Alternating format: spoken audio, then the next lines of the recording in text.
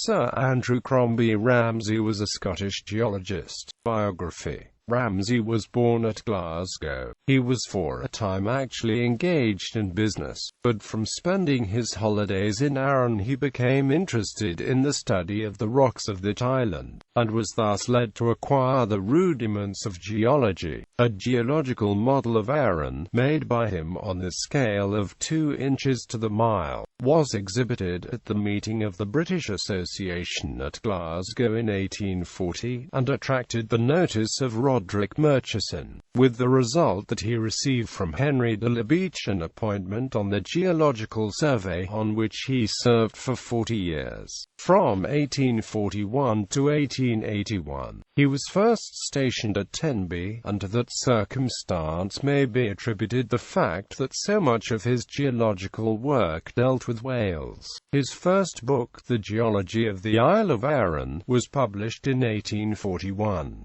In 1845 he became a local director for Great Britain, but he continued to carry on a certain amount of field work until 1854.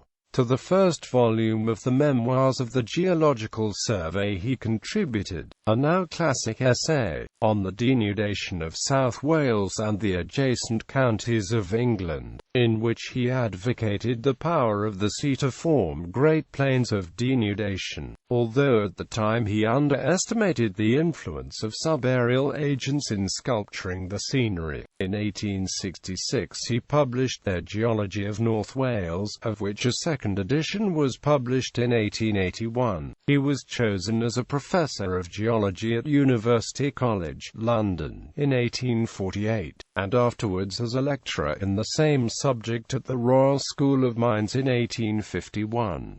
11 years later he was elected to the presidential chair of the Geological Society of London, and in 1872 he succeeded Murchison as Director General of the Geological Survey. In 1880 he acted as President of the British Association at Swansea, and in the following year retired from the public service, receiving at the same time the honour of knighthood.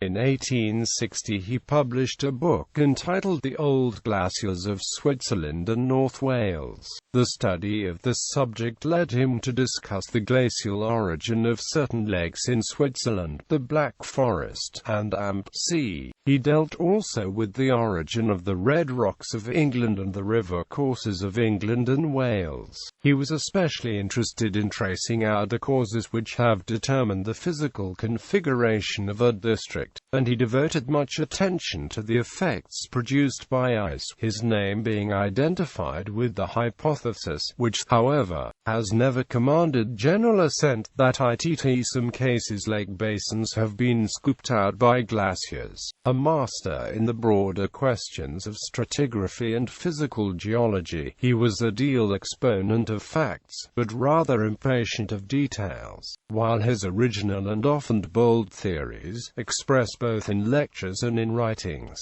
stirred others with enthusiasm and undoubtedly exercised great influence on the progress of geology. His lectures to working men, given in 1863 in the Museum of Practical Geology, formed the nucleus of his Physical Geology and Geography of Great Britain. He received a Royal Medal in 1880 from the Royal Society, of which he became a Fellow in 1862. He was also the recipient of the Neil Prize of the Royal Society of Edinburgh in 1866, and of the Wollaston Medal of the Geological Society of London in 1871. He died at Beaumaris in Anglesey and is buried at St Sadhuns Church in Llansadden, where his grave is marked by glacial or erratic boulder.